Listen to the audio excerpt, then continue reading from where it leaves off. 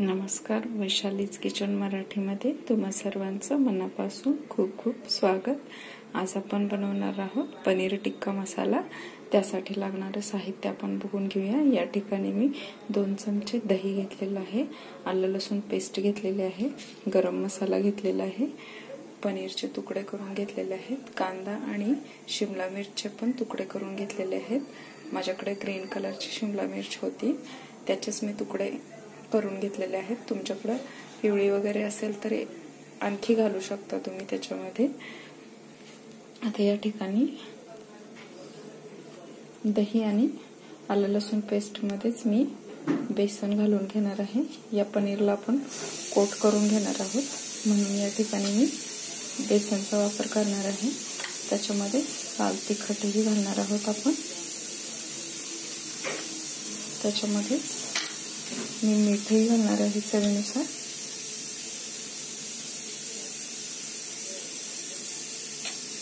थोडीशी धने पावडर घालणार आहे, थोडासा गरम मसालाही घालणार आहे, थोडीशी हळद घालणार आहे, थोडासा हिंगही घालणार आहे। या ठिकाणी मी हे सर्व आपण एकत्र करून घेणार आहोत।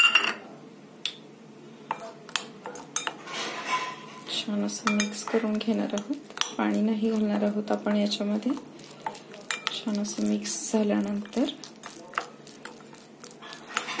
याच्यामध्येच आपण ते पनीरचे तुकडे केलेले आहेत तेही घालून घेणार आहोत आपण।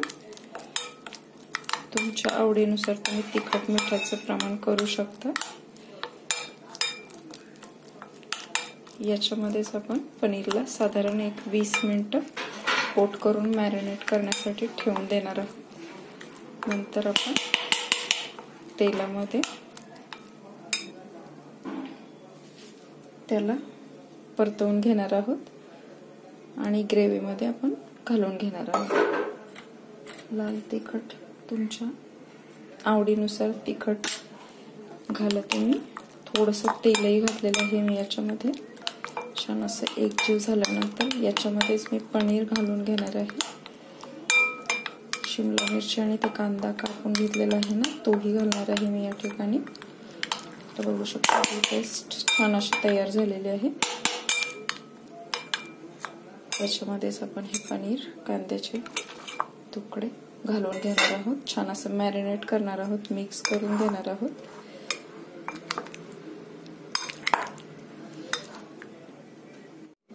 हे पनीर आपण मसाल्यामध्ये छान असं मिक्स करून घेतलेलं आहे, कोट करून। आता आपण ह्याला असंच साधारण 20 मिनिटं झाकून ठेवणार आहोत। फ्रीज मध्ये सुद्धा तुम्ही ठेवू शकता थोडा वेळ, आणि नंतर आपण याला तेलामध्ये परतवून घेणार आहोत। 20 मिनिटांनंतर आपलं हे पनीर छान असं मॅरिनेट झालेलं आहे मसाल्यामध्ये। मी या ठिकाणी आता कढई गरम करण्यासाठी ठेवून दिलेले आहे, त्याच्यामध्ये तेलही घातलेलं आहे। त्याच्यामध्येच हे पनीरचे तुकडे घालून घेणार आहे। तेलामध्ये आपण याला होऊन देणार आहोत।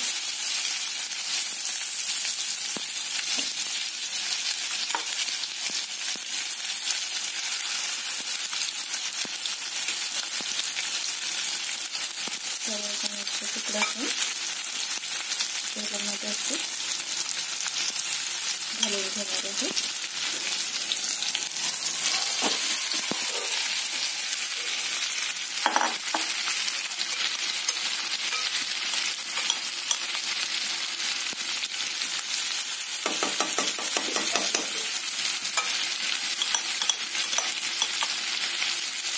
तेलामध्ये थोडा वेळ परतवून घेणार आहोत। ग्रेव्ही बनवण्यासाठी मी या ठिकाणी कढईमध्ये तेल गरम करण्यासाठी घातलेलं आहे। याच्यामध्ये आपण मोहरी घालणार आहोत। मोहरी परतवल्यानंतर थोडंसं जिरं घालणार आहोत। नंतर मी या ठिकाणी 2 कांदे बारीक चिरून घेतलेले आहेत मोठ्या आकाराचे, ते आपण तेलामध्ये छान असं परतवून घेणार आहोत।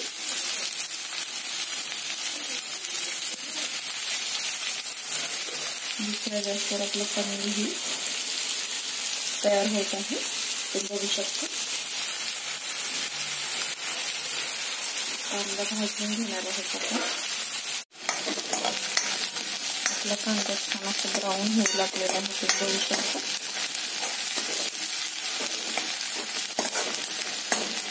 कांदा आपला छान परतवून झाल्यानंतर याच्यामध्ये आपण थोडासा हिंग घालणार आहोत.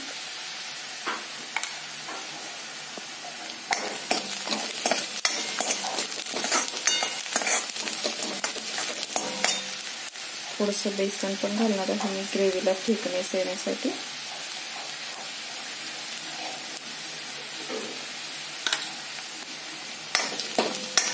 ते पण आपण असं छान तेलामध्ये भाजून घेणार आहोत. पनीर बघा किती छान आपलं तयार झालेलं आहे. बनवून गॅस बंद करणार आहे मी पनीरचा. आता ग्रेव्हीसाठी आपण कांदा छान असा परतवून झाल्यानंतर त्याच्यामध्येच मी या ठिकाणी थोडीशी कोथिंबीर घालणार आहे कांद्यामध्ये. छान असं परतवून घेणार आहोत आपण. थोडीशी हळद पण घालणार आहोत आपण त्याच्यामध्ये.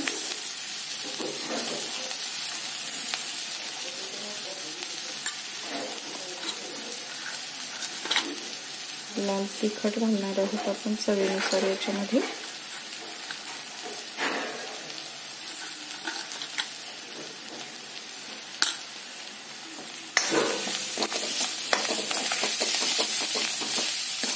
छान असं मिक्स करून घेतलेलं आहे आपण हे सर्व.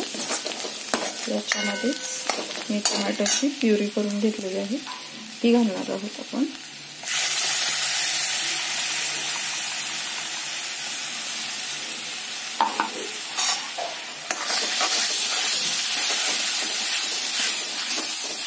थोड्या वेळातच आपण ह्या टोमॅटोला तेलामध्ये असं परतवून घेणार आहोत. मसाले तेल सोडेपर्यंत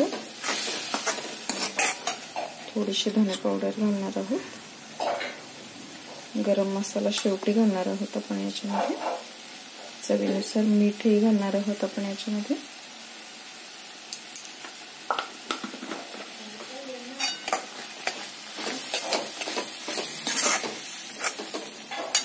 छान असं मिक्स करून घेणार आहोत. एक साधारण 2-3 मिनिटं असंच याला होऊन देणार आहोत.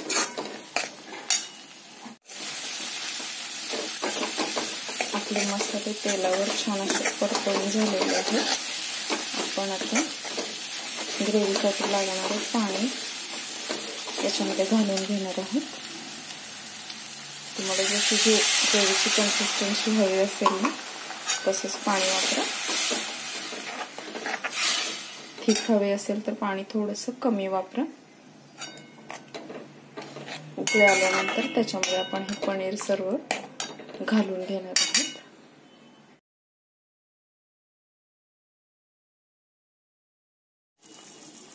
पनीरची ग्रेव्ही आपली छान अशी उकळून झालेली आहे.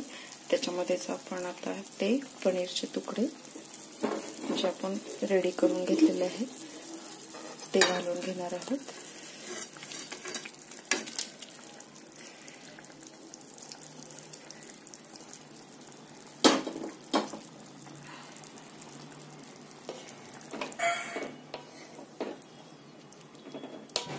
एक 2-4 मिनिटं आपण याला उकळी आणणार आहोत.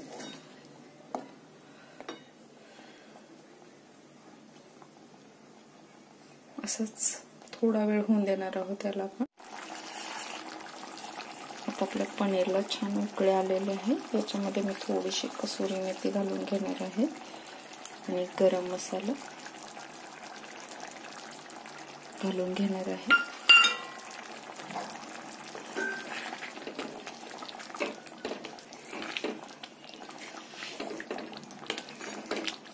छान असं मिक्स करून घेणार आहोत आपण. एक साधारण 2 मिनिटं असंच होऊन देणार आहोत आपण. वरतून अशी छान कोथिंबीर घालणार आहे मी.